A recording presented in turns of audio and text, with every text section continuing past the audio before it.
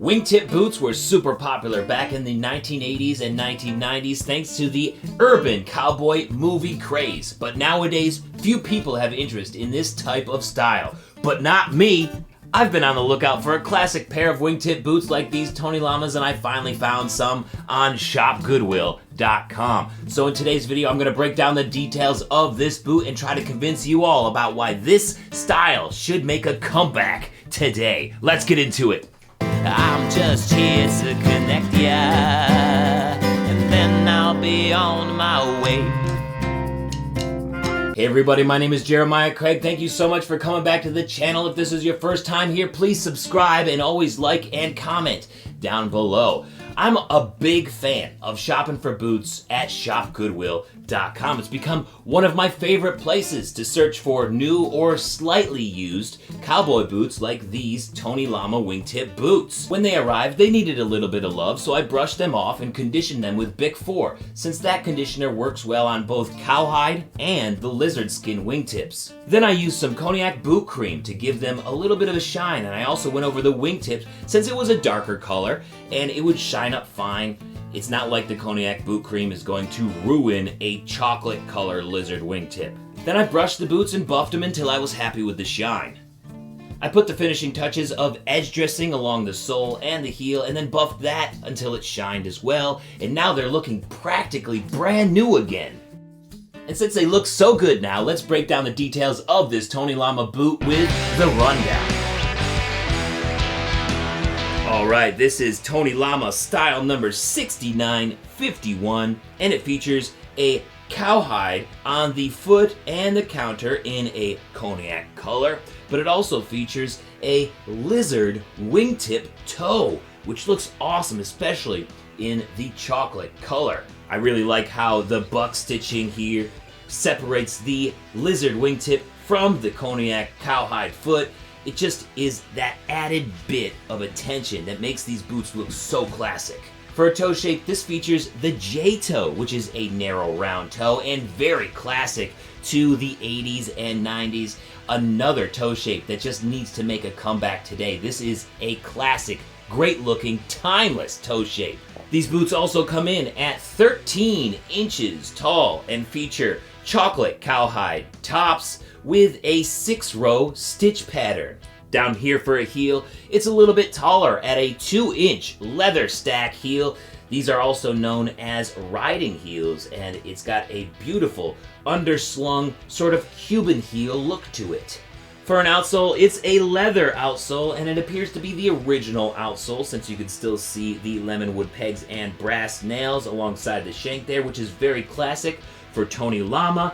And there isn't a slit for a half sole in this boot yet. And this is resolable thanks to a Goodyear welt. Many classic Tony Lamas, if not all of them, are resolable, so there's lots of life left in this boot. On the inside, it's a leather lining all the way through. It feels great. It's a cowhide leather, it seems like, because it feels incredible.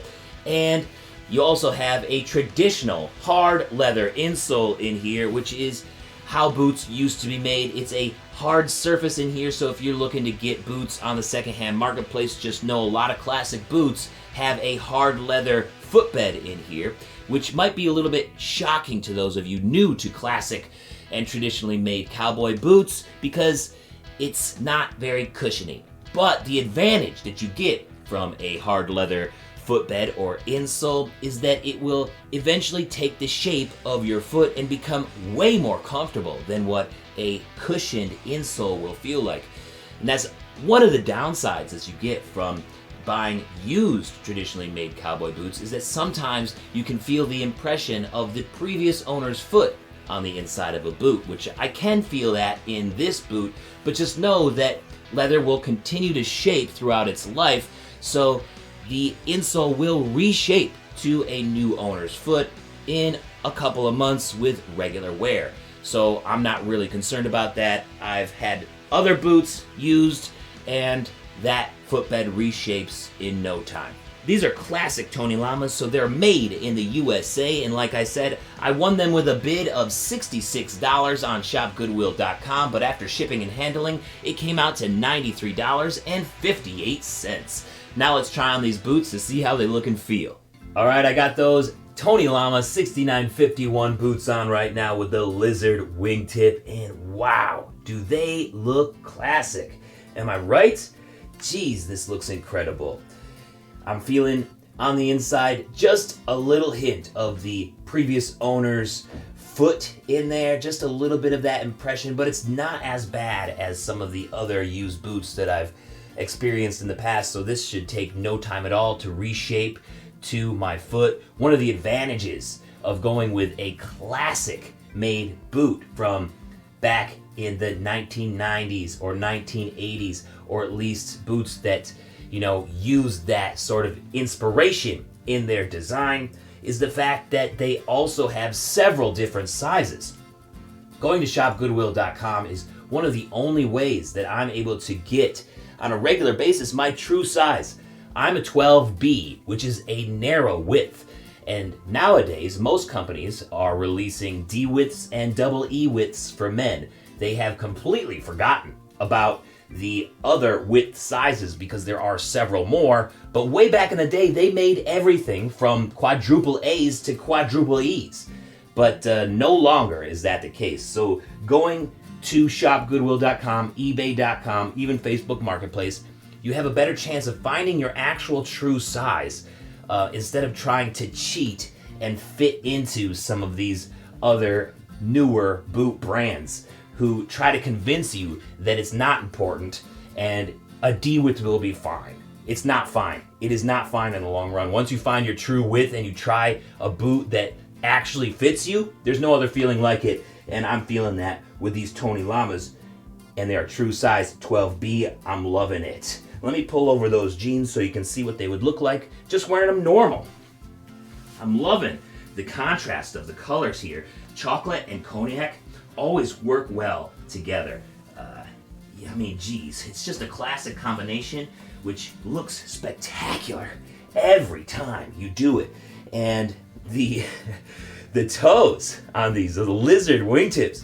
Isn't that cool? Isn't that such a spectacular design? So classic. Not very many companies are doing it now, if any at all, and I love it. Let's talk about that 2-inch riding heel for a second, because it does give you a little bit more of a boost, right? That's 2 inches, which is a lot for a guy to be trying to walk around in all day. But when you have the right size, it feels really nice, and you get a good amount of support at the arch, which is unlike what you would get with a roper heel or a Stockman heel, which gives you a little bit less support at the arch in my experience. So a higher heel not only gives you a little bit extra boost, but if you're looking for, I don't know, a little bit more arch support, then it might work well for you as well. Not only that, but if you have high insteps and you're having trouble fitting into some of these boots with lower heels, you might be able to fit into a boot with a higher heel a little bit better, since the angle is so much more accustomed to folks with higher insteps. You don't have to make a turn as much, right? Because you have this turn here that you gotta make, and since you already have the heel up, the angle is much less than if the heel was much lower. So it's also a benefit for those of you with high insteps to go with higher heels. Here's the POV of that beautiful classic look. Look at this wingtip, guys. I'm so excited to have a pair of proper wingtip boots in my collection. Now this is amazing.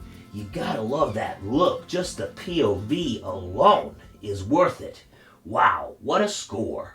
Now that you've seen the rundown of these Tony Lama wingtip boots and you've seen them on, do I really need to convince you why these should be more popular? I'm still gonna take a chance anyways, because these boots are so incredible, and this is a style that needs to make a comeback, especially with how popular cowboy boots are becoming in the mainstream. I live up here in New York State, central New York State, closer to like Rochester or Buffalo than the actual New York City proper, and I'm seeing cowboy boots all over the place. I was in Wegmans just yesterday, I think it was, and there were white cowboy boots. I saw metallic cowboy boots on some ladies, and then also the guys are wearing more cowboy boots, so they are getting way, way more popular, and I love to see it. But these styles here aren't very popular pretty much anywhere that I've seen, and this is a very unique style. So if you're getting into cowboy boots and you want something just a little bit different that sets you apart from everybody else, getting the same looking Tacovas or Lucchese boots and spending a fortune, this is the way to go, because not only is this an awesome look that looks so unique and classic from the 80s and 90s, but it's also going to be cheaper if you can manage to find a pair your size on shopgoodwill.com. You can also order special order boots from companies like BNV Boots, who might be able to do this for you.